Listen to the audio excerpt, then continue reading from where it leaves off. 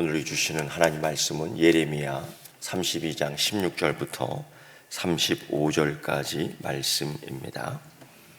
간밤에 평안히 주무셨습니까? 예레미야가 시드기야 왕에게 이 나라의 상황을 이야기하고 또 이 나라에 대한 하나님의 진노를 이야기했습니다. 굉장히 중요한 것은 예레미야 선지자뿐 아니라 이제까지 그 많은 선지자들이 이미 그 유다 왕에게, 유다 백성들에게 하나님의 진노를 이야기했습니다. 그리고 지금 BC 588년, 이제 1년 뒤에 이 성이 함락되고 이 나라가 함락되고 바벨론 손에 이제 잡혀갑니다. 꽁꽁 묶여 잡혀갑니다. 모든 걸 다 빼앗깁니다.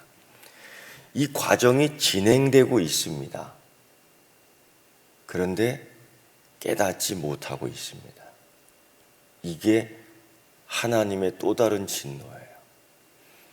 중요한 것 하나 있다면 하나님의 진노가 지금 이 진노로 표현되는데 그거를 모르고 있다는 겁니다.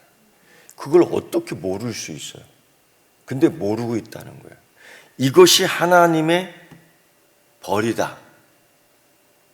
이것이 하나님의 벌로서 진행되고 있는데 모르고 있는 거예요. 어떻게 모를 수 있어요? 이게 바로 모르는 것 자체가, 깨닫지 못하는 것 자체가 벌이에요. 그게 어떻게 하면 좋아요? 그러니까 이걸 제대로 깨달음이 있어야죠. 그래서 다니엘서에 보면은 다니엘이 그 1차 포로 때 잡혀갔잖아요. 거기서 그 나라에서 계속 이 예레미야의 선지자의 이 말씀 70년 후, 이 70년이라는 거에 대해서 깨닫지 못하다가 딱 깨닫잖아요. 여러분, 이 깨달음은 또 다른 하나님 말씀에 대한 은혜입니다. 이 은혜라는 게 그저 꽃길 속에서 받아야지 은혜가 아니에요. 사자굴 속에서 은혜 받잖아요. 뜨거운 풀물 속에서 은혜를 받잖아요. 전쟁 속에서도 은혜를 받아요. 전염병이 만연한 데 있어도 은혜를 받잖아요. 그 깨달음이라는 게 바로 그겁니다. 어쨌든 그러나 그런 상황에서 이 예레미야는 밭을 사며 매매 증서를 자기 비서인 바룩에게 전달해 주며 하나님께 기도를 합니다. 어떻게 기도하냐면은 그 히브리 성경의 예레미야 기도를 보면 이렇게 시작해요.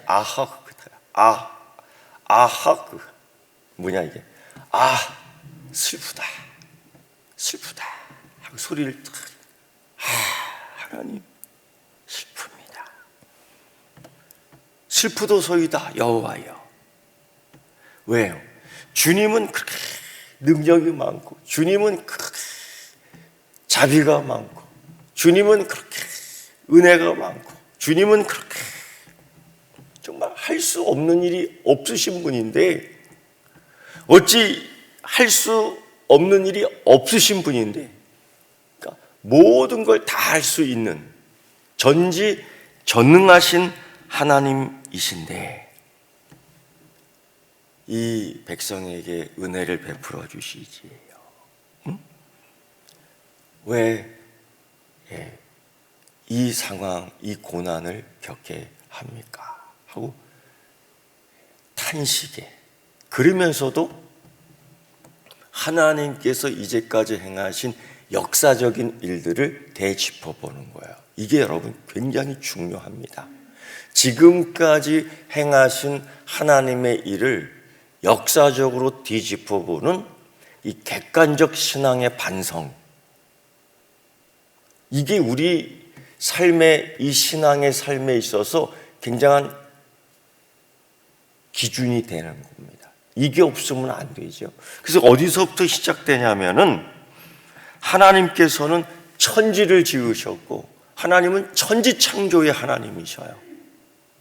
이 하나님이 천지를 창조하셨다는 이 신앙 고백 속에서 그럼 주인이 누굽니까? 하나님이십니다.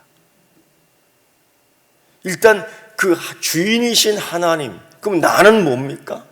하나님의 피조물이에요. 그럼 결국 나는 누구로부터 생명을 얻고 나는 누구로부터 통치를 받고 나는 누구로부터 보호를 받습니까?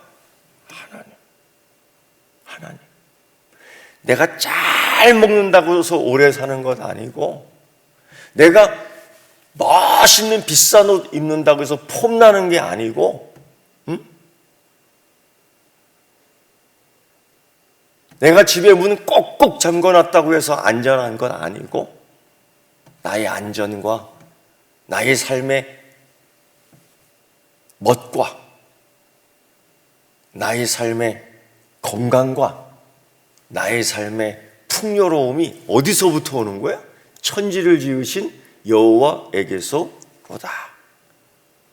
나의 도움이 어디서 오는가?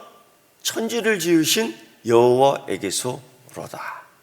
이 우주의 주인 창조주 하나님을 고백하면서 예레미야는 또 다른 역사 속에서 뭘 얘기하냐면 애굽에서 탈출시켜 주잖아요. 애굽에서부터 자유케 하시잖아요. 이거는 하나님의 약속, 하나님의 자비, 하나님의 인내, 하나님의 역사, 하나님의 성취, 하나님의 은혜, 하나님의 사랑, 이것이 집약되어 있는 것이 하나님의 놀라운 이런 것들이 집약되어 그 자녀에게 베풀었던 오직 그 자녀만을 위해 희생했던 아버지 하나님의 역사적 모습은 어디서 우리가 발견하느냐?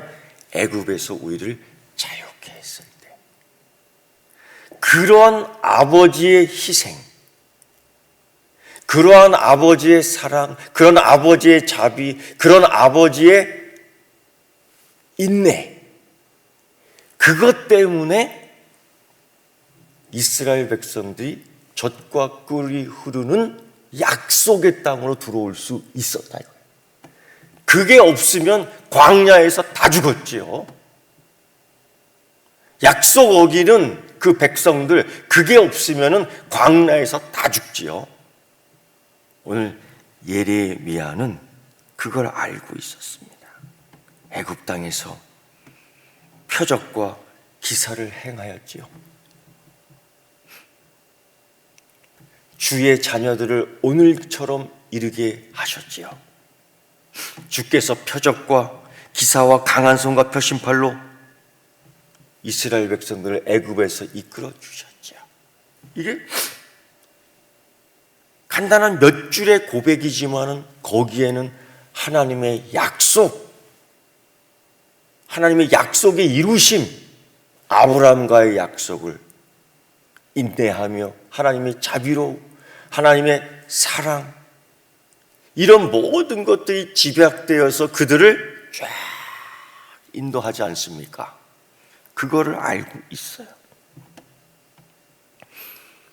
그 땅이 우리가 돈 주고 산 것도 아니요, 그 땅 우리가 개간한 것도 아니요, 그 땅은 조상적부터 있었던 땅도 아닌 그 땅을 우리에게 주신 거예요. 젖과 꿀이 흐르는 땅을. 우리가 거기서 살았습니다. 그런데 어떤 일이 벌어졌느냐? 그러니까 여러분, 하나님이 거기서 쫙 인도하여 우리를 이곳으로 인도해 주셨습니다. 그러면 이곳에서 우리가 어떻게 살아야 됩니까? 감사합니다. 병아리처럼 물 한 모금 먹고 하늘 쳐다보고 감사합니다. 이게 전혀 없었던 거죠. 주께서 행하라 명령하신 일을 행하지 아니하였습니다. 그래서 주께서 이 모든 재앙을 그들에게 내리셨습니다. 그 모든 재앙을 세 개로 집약하잖아요. 칼과 기근과 뭐예요? 전염병. 선지서를 읽다 보면은 하나님의 큰 재앙이 세 가지로 항상 나옵니다. 칼과 기근과 전염병. 여러분, 그런 가운데에 이 칼, 갈대아인의 손과 바벨론 왕에게 이제 이 나라를 팔아치우겠다는 것이죠. 그런 가운데에서도 하나님은 내게 은으로 밭을 사라고 했어요. 이 가치 없는, 팔아 넘길 건데, 내가 돈 주고 사면 뭐예요? 없어질 건데. 그런데 하나님이 아니야, 돈 주고 사라. 그 증명서 그리고 그 증인들을 보는 앞에서 행하라 하셨다. 여러분, 그런 가운데에 예레미야는 아하, 슬프도소이다. 왜 슬픈 겁니까? 예레미야도 떨리는 겁니다. 예레미야만 이 재앙에서 열외입니까? 교회가 이 재앙 속에서 열외 될 거라고 생각합니까? 아니죠. 하나님의 심판은 하나님의 집 앞마당에서부터 시작되는 겁니다. 그래서 여러분, 우리는 이때에 물론 은혜를 받기를 원하지만은 위로받기보다는 각성해야 합니다. 우리에게 지금 위로가 필요한 게 아니라 회개가 필요한 겁니다. 각성이 필요한 겁니다. 원래 이 백성들이 칼과 기근과 전염병 앞에서 전혀 이 사실을 깨닫지 못하는 거예요. 왜? 신앙의 역사성도 없고 신앙의 객관성도 없는 겁니다. 그냥 주관성만 있어. 하나님이 지켜주실 거야. 예, 지켜주셔요. 어디에서? 바벨론에서 지켜주실 거예요. 이런 내 신앙의 역사성과 객관성이 없기에 이 1년 뒤에는 망하게 돼 있고 지금 성에 둘러싸인 적들이 보이겠건만은 전혀 의식하지 못하는, 이게 어쩌면 좋아요? 이걸 어떻게 설명할 수 있겠습니까? 이게 기울어지는 게 여러분 갑자기 기울어지지 않는 거예요. 하나님의 진노라는 것이 벼락치듯 갑자기 오지 않아요. 이게 쓱쓱쓱쓱 기울어져요. 근데 그걸 느껴야 된다는 거죠. 오직 선지자만 느끼고 있다는 거죠. 이게 슬픈 겁니다. 예레미야 또한 하나님 말씀 속에서, 하나님 말씀 가운데 이제 이 땅은 소용이 없는데 왜 제게 이 땅을 사라고 하는 겁니까? 하나님의 말씀이 사실적으로 오지 않습니까? 하나님의 말씀의 성취가 추상적으로 오지 않습니다. 사실적으로 와요. 저도 요즘에 이 전염병의 사태를 보면서 하나님 나라의 오심, 우리 주님 예수 그리스도의 다시 오심의 현상은 어떨 거라고 생각이 됩니까? 하나님 나라 다시 오실 때의 그 상황은 어떨 거라고 생각이 됩니까? 그저 꽃길이라고, 하나님 말씀 속에서 꽃길이라고 합니까? 아니지 않습니까? 아니지 않습니까? 요즘 크게 도전받는 거 하나는, 우리가 요한 계시록도 이 새벽 시간에 2번 정도 우리가 다 묵상하고 말씀을 보았습니다. 그럼에도 불구하고 현실적으로 이러한 상황에 닥쳤을 때에 우리가 실제로 각성하지 않는다는 거죠. 실제로 우리가 위기를 느끼지 않는다는 거죠. 그 누구도 우리 주님 예수 그리스도께서 다시 오시는 그날, 재림의 그날이 가까이 왔구나 의식하지 않는다는 것이죠. 이 교회가 지금 해야 될 것들은, 교회가 다시 우리가 신앙적으로 정립해야 될 것은 무엇이냐? 마라나타 신앙입니다. 이게 뭡니까? 종말론적 신앙을 되찾는 겁니다. 이런 것들이 없는 교회가, 이런 것들을 찾지 못하는 성도가 이 땅에서만 잘 살려고 하기 때문에 세상적 가치관을 갖고 살 수밖에 없는 거예요. 우리의 시민권은 어디에 있는 거? 하나님 나라에 있다는 것이죠. 이건 뭐예요? 우리의 가치관은 어디에 있는 거? 하나님 말씀에 있는 거예요. 그럼에도 불구하고 우리가 살아가는데 이 땅에서 살지만, 그래서 때로는 불편하지만, 때로는 당황스러운 일도 생길 수밖에 없지만, 그럼에도 불구하고 마라나타의 신앙, 주 예수의 어서 오시옵소서라는 이 종말론적 신앙을 이 역사적 우리 삶 속에서 객관적으로 이걸 받아들이고 각성하는 이 신앙을 재정립해야만 하는 시기이다. 벌벌 떨기만 할 것인가? 되돌아 생각해 보면은 우리가 하나님의 자녀라고, 우리의 시민권은 하늘에 있다고 하면서도 우리가 살면서 가치관은 여전히 세속적 가치관으로 살았다.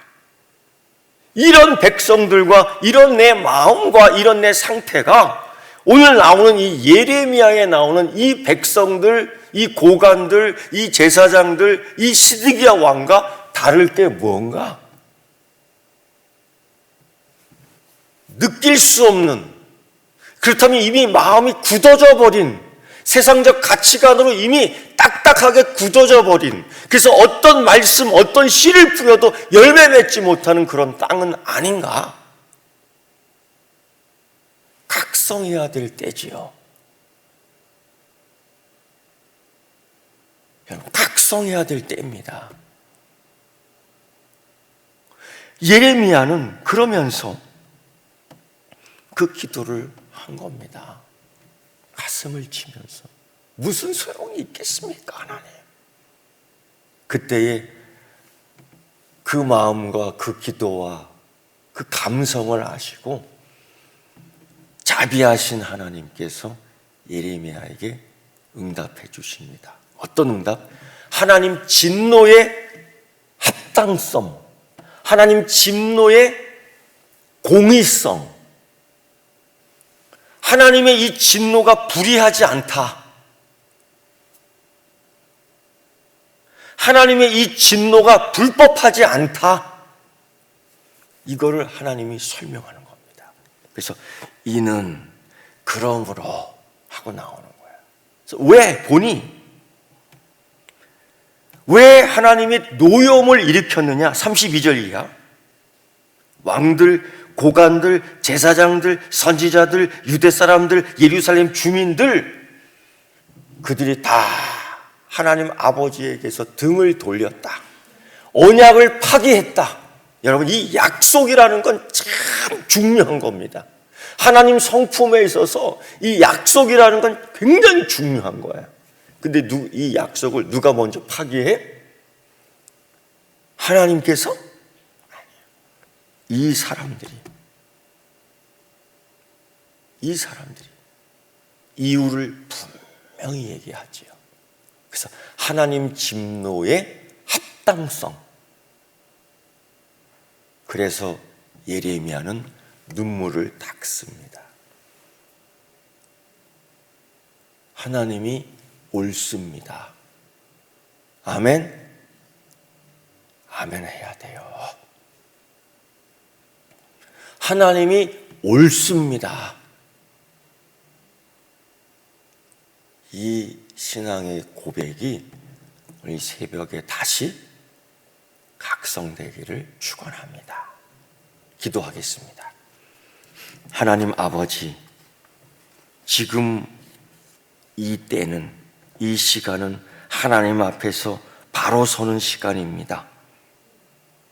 머리를 빗고 잠에서 깨어나기에 얼굴을 비비며 옷단추를 바로 여미고 하나님 앞에 바로 섭니다. 주님, 이런 매일매일의 연습 속에 마라나타,